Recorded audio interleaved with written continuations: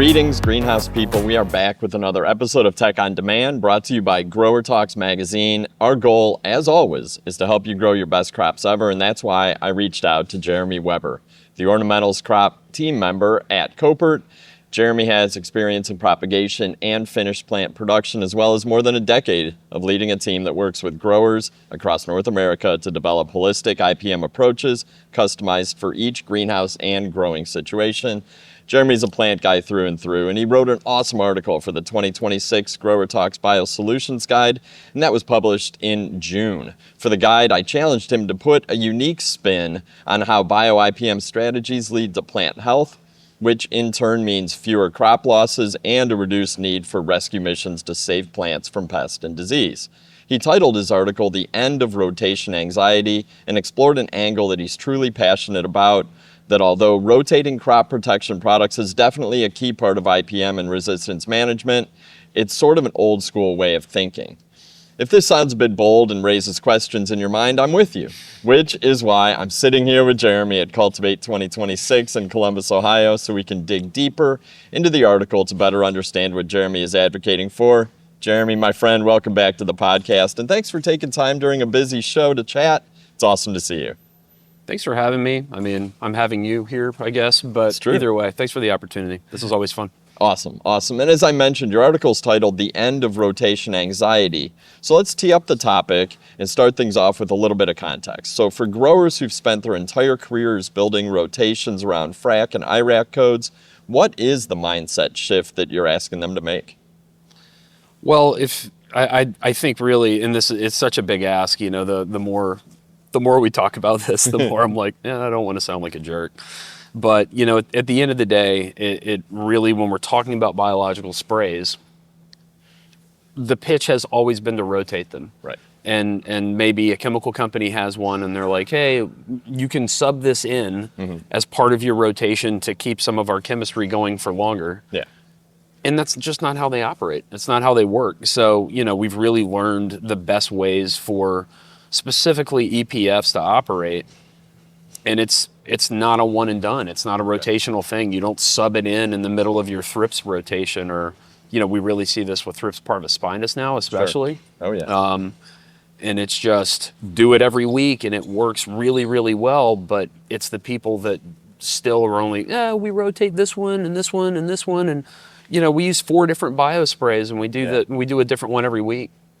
That still doesn't even cut it. Okay. And it's really just pick one and hammer down, and then you see these results that you've probably never even seen before with that type of product. Right. No, that makes a lot of sense. Do you think that traditional rotation programs are becoming harder to sustain these days than they were like 10 or 15 years ago?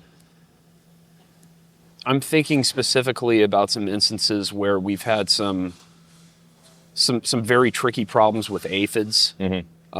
Grower imposed limitations of no 4As, no neonics, you know, and they've been able to execute, but it took a lot, you know. So yes, has it gotten harder? For sure it's gotten harder. Mm-hmm.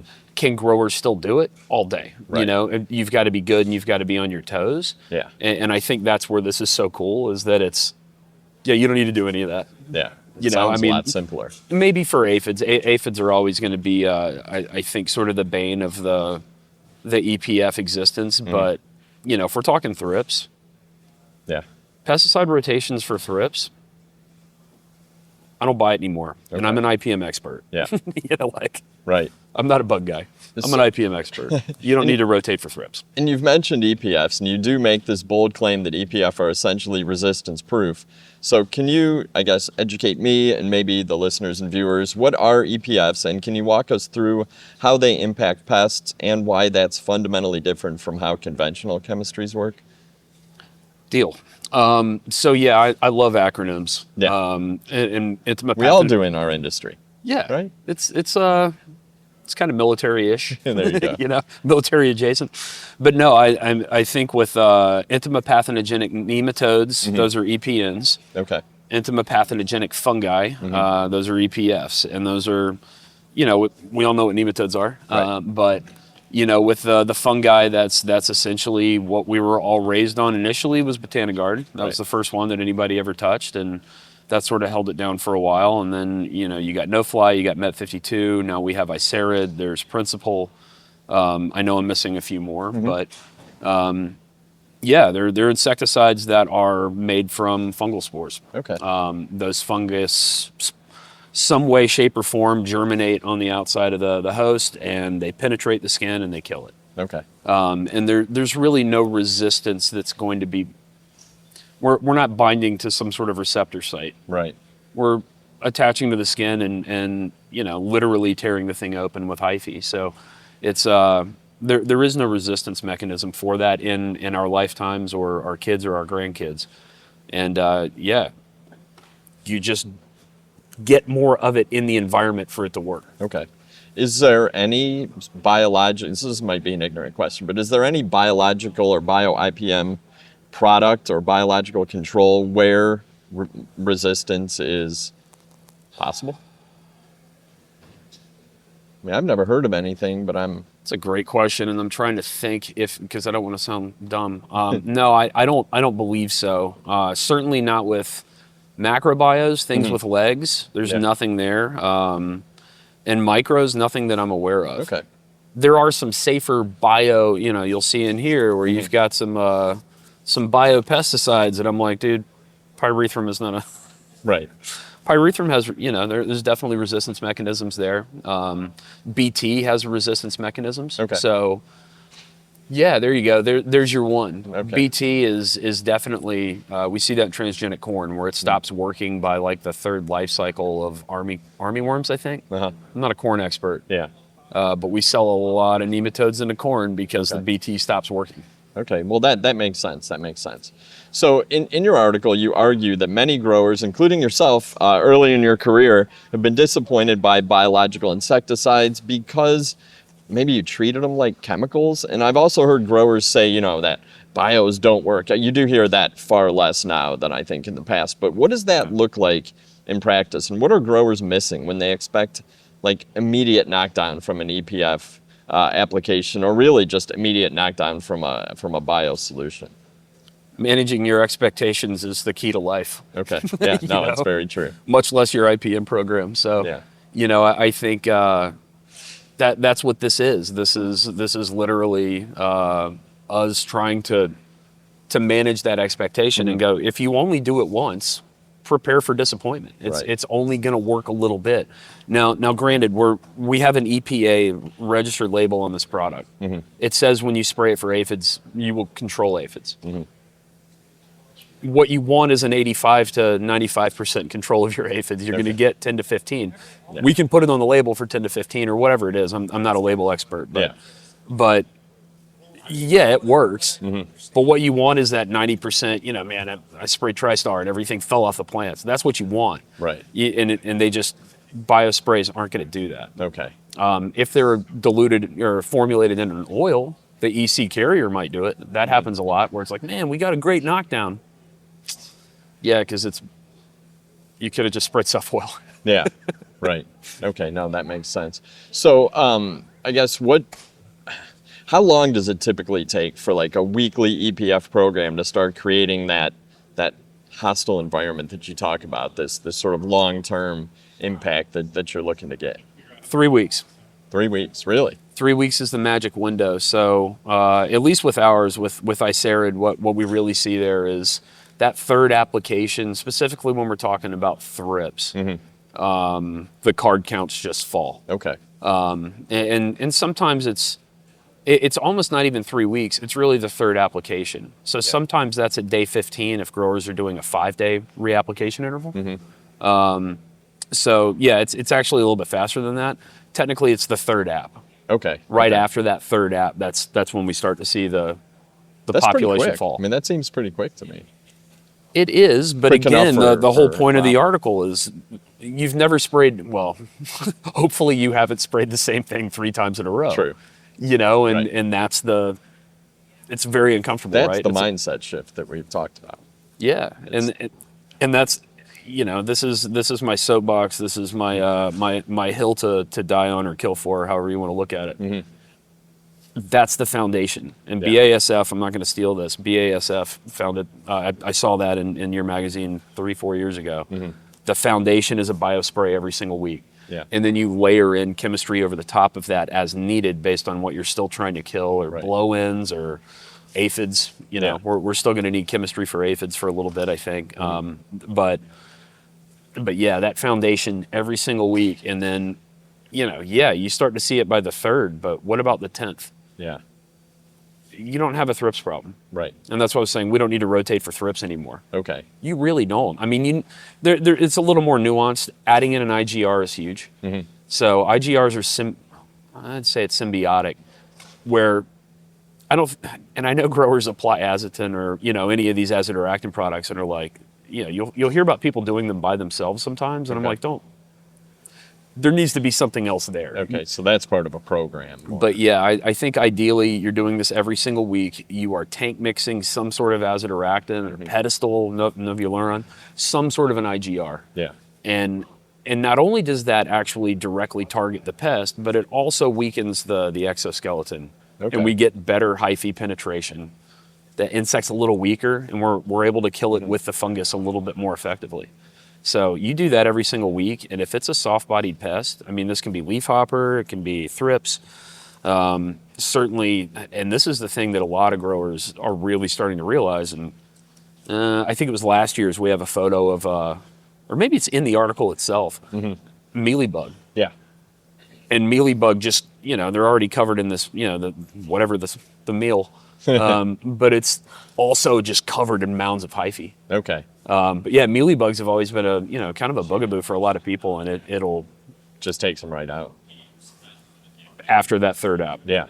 Huh. Okay. One app, sub it in for some, I'm normally doing this, that, and yeah, you're not going to notice it, but Yeah. that routine thing's pretty effective. Okay.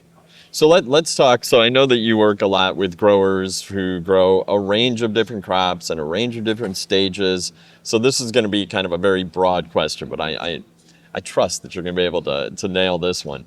So if a greenhouse operation wanted to move away from these complex rotations, 7, 8, 10 product rotations, and adopt this bio-based approach to IPM tomorrow, what would a realistic implementation plan look like from if they're propagating all the way through shipping a crop?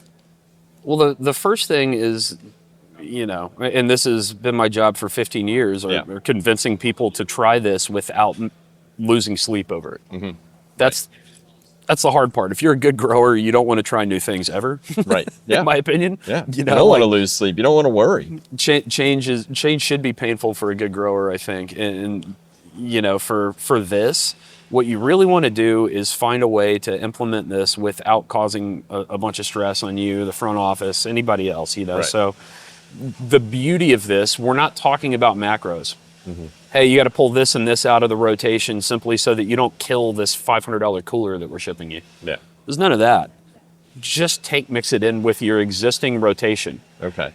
And that's what we've seen for Thrips parvospinus very recently, is we didn't even have them stop the cleanup app.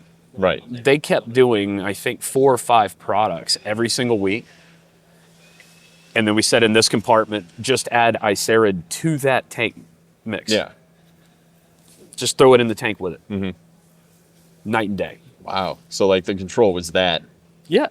So you don't even have to stop doing the thing that you're like, this is the only thing that's keeping us in business or keeping the crop in the greenhouse. Yeah. You can throw this in the tank with it. I mean, there's some fungicide. Obviously, it's a fungus, so you have to pay attention with tank mixing fungicides.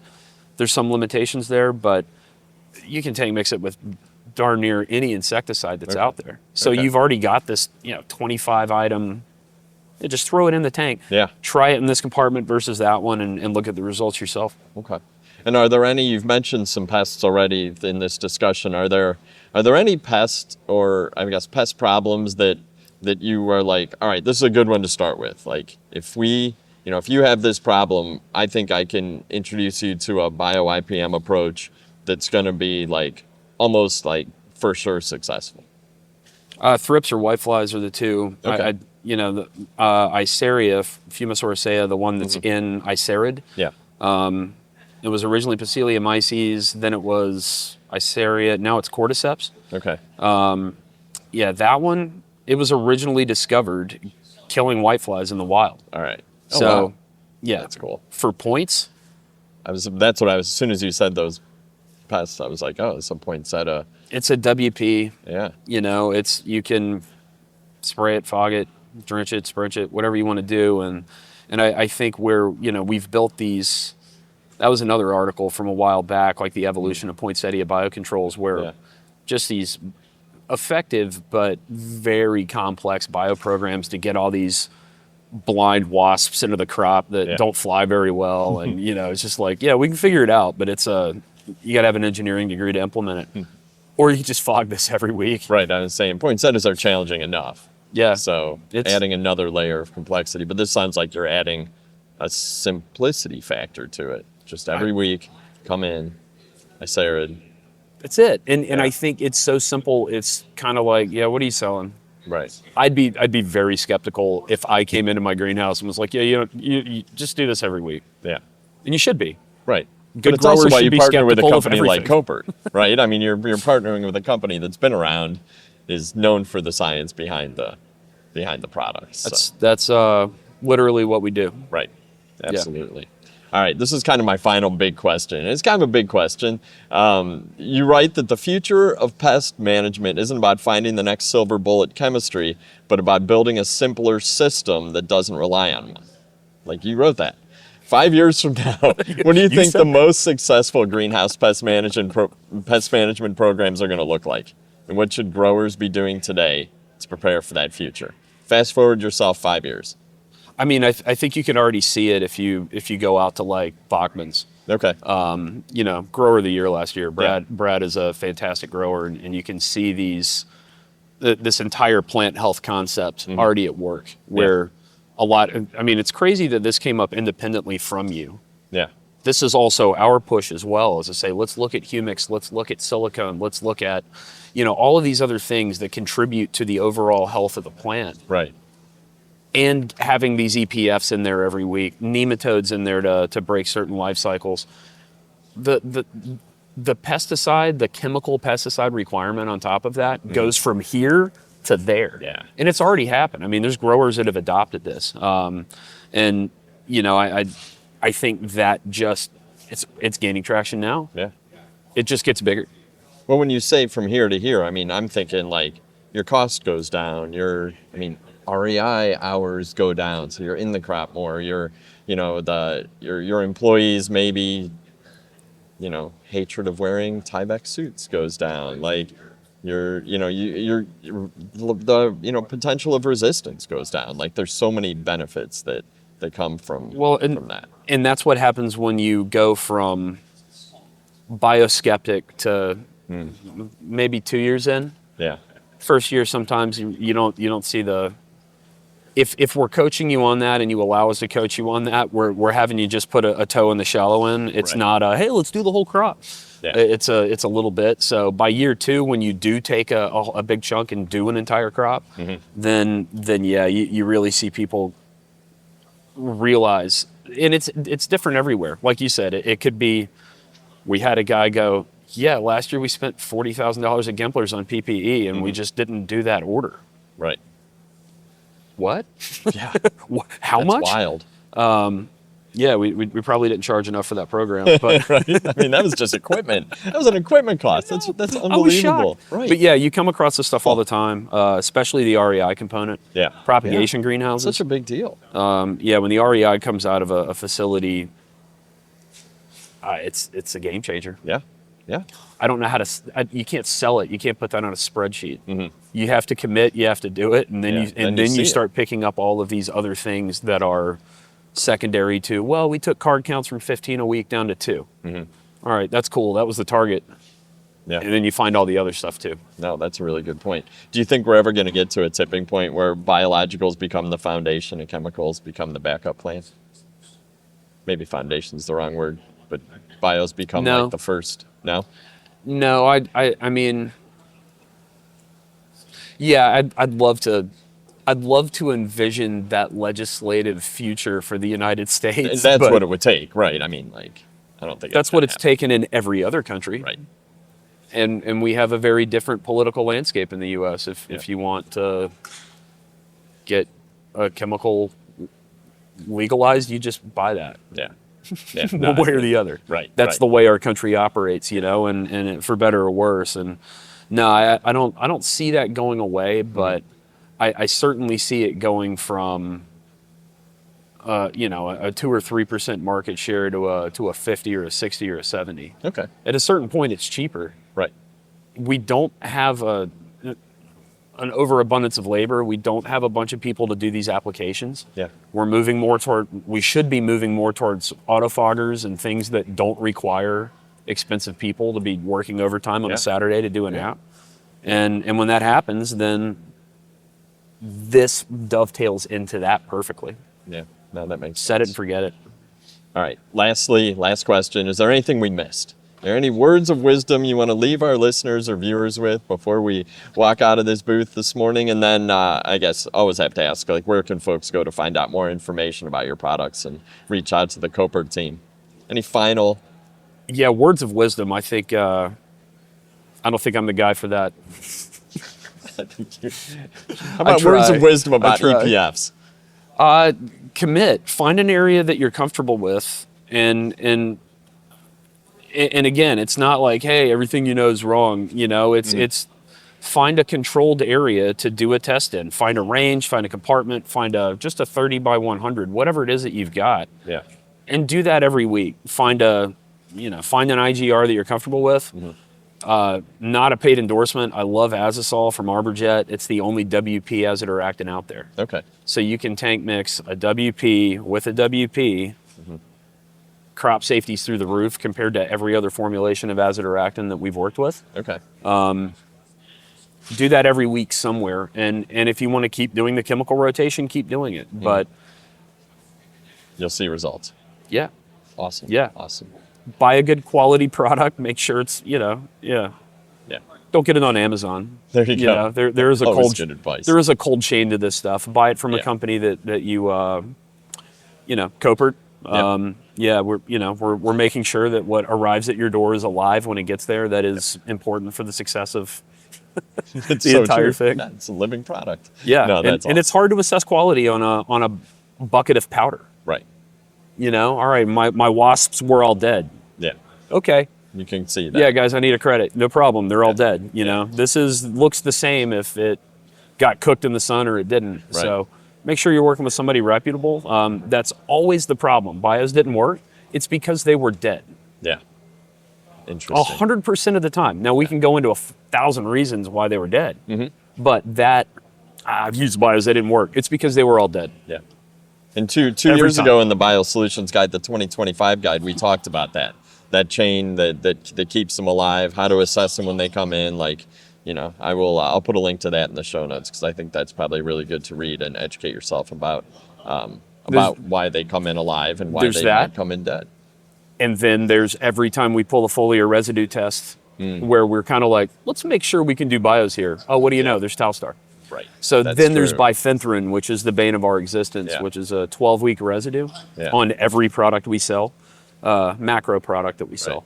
So, Icera doesn't care, but EPFs couldn't care less. Yeah. But that's bios didn't work. Yeah, because your crop was glowing in the dark with bifenthrin. You put a bunch of mites on it, they died, and your spider mites were triggered to lay more eggs because of the bifenthrin. Huh.